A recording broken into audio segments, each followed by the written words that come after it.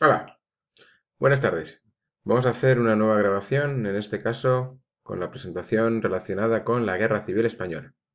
Sabéis de sobra la cronología, que es fundamental en este caso, 1936-1939. Las referencias bibliográficas, las fuentes para realizar esta presentación, la obra del profesor Simón, de Historia de España y Francia, de Bachivac, y el trabajo del profesor Kurfel en Barcelona. Bueno, en este caso ya estamos en el volumen 3, capítulo 9. Sin más dilación, pasamos a hablar de del propio conflicto bélico que va a desangrar España durante 3 años, perdonad, y los posteriores años, décadas de la dictadura franquista. Tenéis ahí la tabla de materias, el índice, en donde vamos a desarrollar los 3 primeros puntos. Recordad que el último punto no está incluido dentro de esta presentación. Bien, en primer lugar hay que tener en cuenta que desde el mismo momento de la victoria del Frente Popular en las elecciones de 1936 hay una especie de run run, en decir términos vulgares. Se empieza a tramar una conspiración militar, una conspiración por parte de los sectores más conservadores del país. En este sentido, tanto el general Franco como Sanjurjo como Emilio Mola, los tres en las imágenes, van a ser parte de los directores de esta conspiración que poco a poco se va a ir fraguando. ¿Qué ocurre cuando se produce el golpe el 17 de julio de 1936? El gobierno republicano duda, no tiene una actuación, una respuesta inmediata y una respuesta eficaz, de tal manera que incluso se produce la dimisión de Casares Quiroga, se produce una llegada durante apenas unos días de Martínez Barrio y finalmente sí será José Giral el que tome la cabeza del gobierno. Pero esta propia duda inicial va a ser una también de las causas por los que el golpe, perdón, no va a ser totalmente paralizado en el inicio. Este titular del periódico La Voz no puede ser más desafortunado en el sentido de menos correspondiente con la realidad. Nadie, absolutamente nadie, se ha sumado en la península. El gobierno domina la situación. En absoluto domina el gobierno la situación. De tal manera que el fracaso del golpe, parcial, porque no logra atrapar, coger, hacerse con el poder, pero tampoco son derrotados. Entonces, el fracaso parcial del golpe va a provocar que el país se divida en dos partes, aquellos que apoyan a los sublevados y aquellos que apoyan al gobierno de la República. Aquí tenéis las diferentes zonas, las diferentes regiones en función de a qué bando apoyen. Y en un mapa que merece un visionado más pausado, ¿de acuerdo? Así que, clic, darle a la pausa y luego continuáis viéndolo. Bien, como decíamos, el golpe de Estado va a tener que tener una continuación en el desembarque de las tropas. La mayor parte de las tropas rebeldes están en Canarias o en África, por tanto necesitan pasar a la península ibérica. ¿Cómo pasan a la península ibérica? Teniendo en cuenta que, en cambio, la mayor parte de la Armada ha permanecido fiel al gobierno de la República, pues fundamentalmente gracias a la ayuda de la aviación italiana y la aviación alemana en lo que se considera a veces como el primer puente aéreo de la historia. Constantemente barcos yendo de África a Europa para traspasar o para trasladar tanto a militares como al material bélico. Por su parte, el gobierno republicano actúa de una manera, como decíamos, ambigua, vacilona en el sentido de que vacila en el sentido de no saber muy bien cómo actuar y entrega armas a las milicias populares que se van creando fundamentalmente desde los partidos de izquierda y los sindicatos.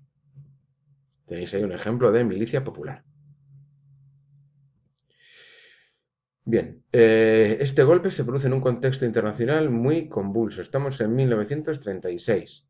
Hemos dejado atrás los años 20, esta imagen de distensión del espíritu de Locarno, en donde los dirigentes de los tres países europeos más importantes, como son Alemania, Inglaterra y Francia, tenían cierta concordia. Después de la crisis económica del 29, vamos a ver cómo los años 30 son mucho más convulsos y vemos cómo los fascismos están surgiendo en toda Europa.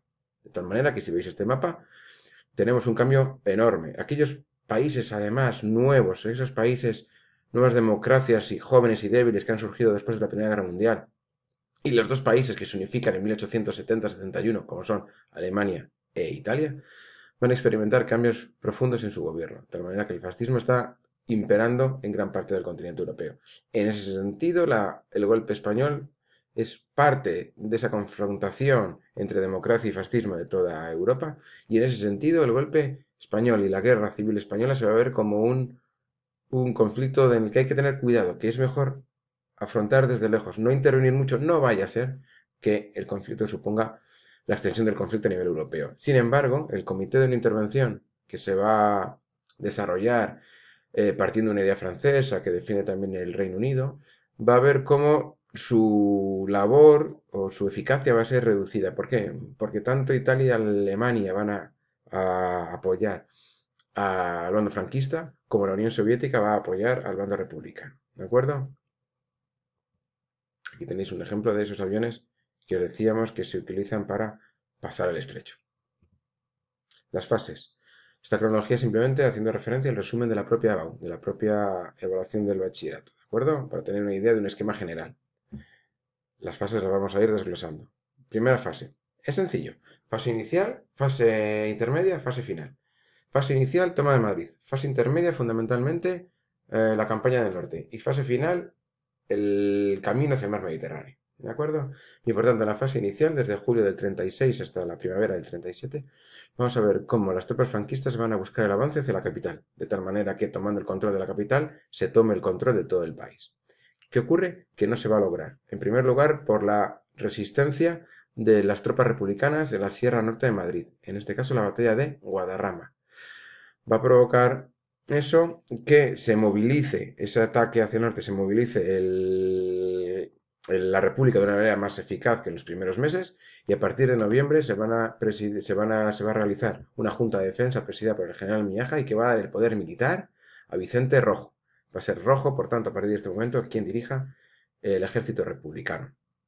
Por otra parte, para evitar la cercanía a la zona franquista, el gobierno de la República va a huir a Valencia y va a tener su sede durante el resto prácticamente de la guerra civil en Valencia. Como veis ahí, la campaña busca, por tanto, llegar hacia Madrid, ya sea desde el sur con las tropas de Yagüe, ya sea desde el norte con las tropas del general Mola. En ese camino hacia el norte, por la zona sur, se va a conquistar Andalucía, la que no se había revelado, se va a conquistar Extremadura con los lamentables fenómenos o acontecimientos de Badajoz, donde se va a haber una represión en torno a 2.000, 3.000 personas, y se va a llegar a la ciudad de Toledo, que va a ser un símbolo utilizado posteriormente por el bando franquista de resistencia frente a los republicanos. Tenéis unas imágenes simbólicas también de el Alcázar de Toledo, en donde tanto el bando republicano con Largo Caballero como el bando franquista, y tenéis al propio Moscardó, el general coronel en aquel momento que hizo resistencia en el Alcázar con Himmler, va a suponer este simbolismo que va a suponer el Alcázar.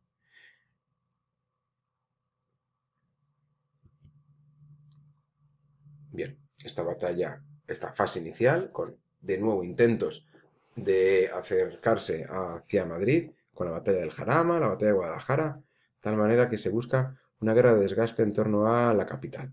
¿Qué ocurre? Que Franco se da cuenta que la capital no va a poder ser tomada inicialmente o en estos primeros meses y por tanto van a desviar sus objetivos hacia el norte. ¿Por qué hacia el norte? Primero, porque Asturias, Cantabria y País Vasco han quedado en el bando republicano. Segundo lugar, y fundamentalmente, por las fuentes económicas que supone estas zonas.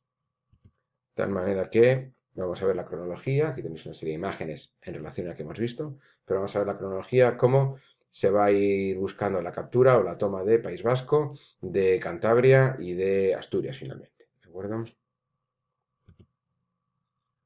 Imágenes de los combates en la ciudad universitaria, por tanto, apenas a unos kilómetros del centro de Madrid. Una bomba caída en la Gran Vía. Y el mapa de unos meses posteriores, ya de noviembre del 36. Fijaros cómo Extremadura ya ha caído en el bando rebelde y por tanto la unión de esas zonas del norte y del sur, de la zona centro o con la zona andaluza, es fundamental para el éxito final del bando franquista. Bien, en esta fase intermedia, como decíamos, la búsqueda de las conquistas de los territorios del norte. Liderados en principio por el general Mola, que si bien va a morir en un accidente de avión y por tanto no va a haber la toma de Bilbao que se produce el 19 de junio de 1937. Además, en esta etapa se produce el bombardeo de la ciudad de Guernica, un bombardeo recordado años después o meses después por Picasso en su obra y que es uno de los acontecimientos más simbólicos de todo el siglo XX español. Ahí tenéis la ciudad vasca de Guernica y tenéis un mural que existe en la propia ciudad recordando la obra de Picasso. Una obra que se realiza para la Exposición Universal de París de estos años y que le encargan a Picasso el gobierno de la República. Octubre, para desviar la atención de la zona norte y para separar las tropas, va a haber unas contraofensivas republicanas en Brunete y en Belchite. Desgraciadamente son conflictos que solamente causan un mayor número de bajas en ambos bandos. Ni siquiera hay avances significativos en uno ni en otro lugar. La caída de Santander en agosto del 37, dirigida por el general Dávila, que ha sustituido a Emilio Mola al frente del Ejército del Norte después del accidente de este último, y la campaña de Asturias de octubre del 37. De tal manera que, en el otoño de 1937, apenas año y medio después, ya solo queda la zona levantina y la capital dentro del área republicana.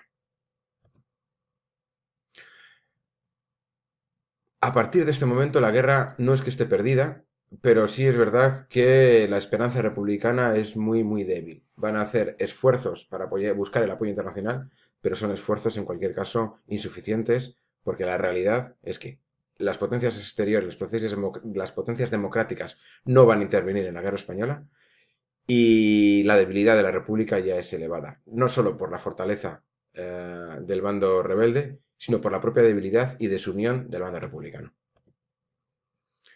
Ahí tenéis la batalla de Teruel, en esa búsqueda de una recuperación por los republicanos. Retoman Teruel durante unas semanas, casi no llegan unos meses. Y aquí tenéis ya el mapa con la división en dos de las zonas republicanas. Al norte Cataluña, al sur la zona levantina y la zona manchega. Otra nueva desunión en los sectores republicanos.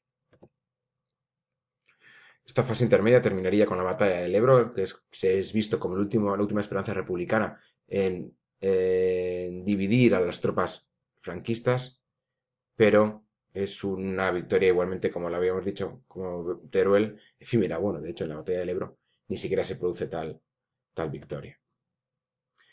En la fase intermedia podemos simbolizarla como su final con la caída de Cataluña, Barcelona y Gerona, lo que aún todavía no había aún todavía permanecía como zonas republicanas, con los miles de refugiados que se producen a continuación hacia Francia. En este momento además se produce la salida de notables personalidades, ya sea políticas o intelectuales.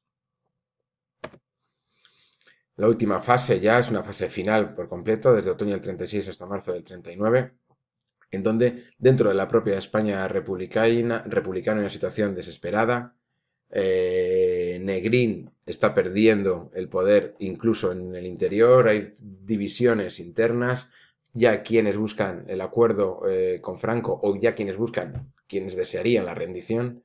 Negrín acude a Francia buscando apoyo del gobierno francés, no lo consigue y de tal manera que dice, pues voy a seguir hasta el final. ¿Qué ocurre? Que en el interior el militar Casado va a dar un golpe de estado y va a buscar una negociación que no se lleva a puerto final, pero que va a conducirnos al final de la guerra. Ahí tenéis la creación de la Junta de Defensa por parte del PSOE y del UGT, porque Negrín era más partidario de acercarse al Partido Comunista. En esas luchas internas que decíamos va a ser fundamental. 1 de abril de 1939 se produce el último parte de guerra y el comienzo, por tanto, del régimen franquista. A partir de la victoria en la Guerra Civil Española del 36 al 39, va a comenzar, por tanto, en 1939 la dictadura franquista, que se va a prolongar en el tiempo hasta el 20 de noviembre de 1975. Bien. Espero que os haya gustado el vídeo.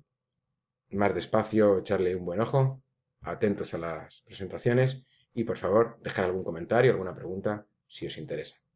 Muchas gracias.